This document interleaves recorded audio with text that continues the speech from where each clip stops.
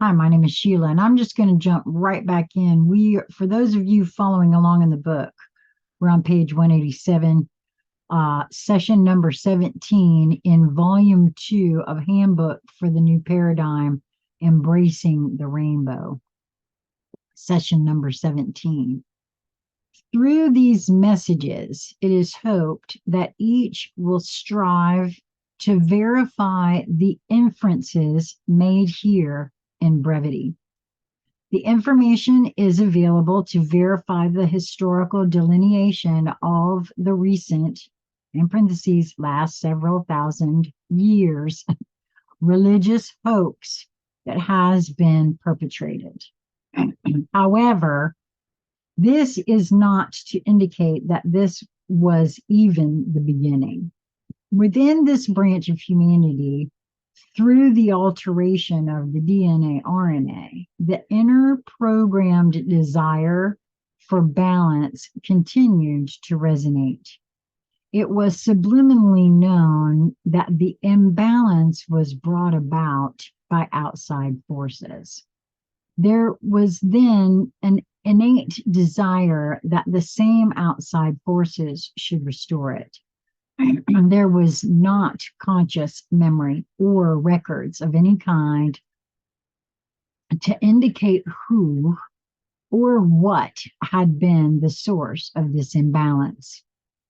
It was natural for the descendants of this branch of humanity to desire this correction from every outside / extraterrestrial visitor they came into contact with, benevolent or otherwise. This desire was converted over time into deification and worship with ritual religious dogma to support and spread it. The focus of these, quote, religious formats were both positive and negative, with each attempting to influence the other over time, or worse yet, destroy each other. Though the benevolent beings have endeavored to teach the truth and explain, each time their lessons were soon distorted back into the religious dogma of looking for help from outside to rescue mankind from its problem. And so it is at this very moment, except for those few that have already figured it out, are now gleaning the truth from those few who know or from these messages. Knowing the truth and knowing what to do after the truth is learned is another matter. Universal laws require that this branch of mankind must come into understanding and with deliberate focus overcome their victim consciousness through personal responsibility to change their experience. This first step opens the doorway to re-entry into the galactic family that they have been separated from for so long. The family is anxious for your return and desires to help in any way that is allowed. But Earth's inhabitants must make this first step on its own, with only the guidance of its necessity to assist. Then, by directly asking for further assistance, more can be given. But even then, it cannot be rescued. It is proper, in light of the above explanation, to address the great, as yet unspoken concern about what to do with the overpopulation when this is solved. First of all, there will be a loss of many lives in the chaos that will ensue. Certainly not 7+ billion, but those who refuse to accept the truth will slow down the paradigm project's manifestation. The longer it takes to manifest, the greater the loss of life. Those who refuse to hear and accept after the project completion will be given the opportunity to come into balance in other situations. In other words, they will live elsewhere.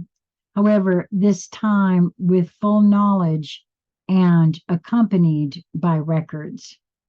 Those who are the new paradigm will then have many choices and opportunities of places to continue their evolution. The members of the ground crew will remember who they really are and are welcome to return to their points, the points of their origin.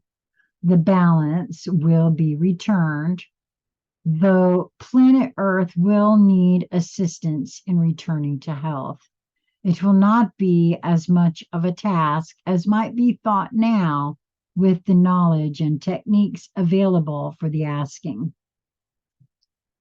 The remnant that remains will have interesting times in which to enjoy manifesting the new paradigm into wholeness.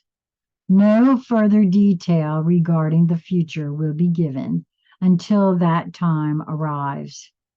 It must be stressed that this is not the phase on which to focus.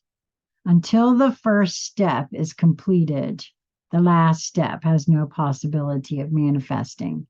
Thus, its explanation has been withheld. However, the concern about the overpopulation issue has necessitated this brief explanation.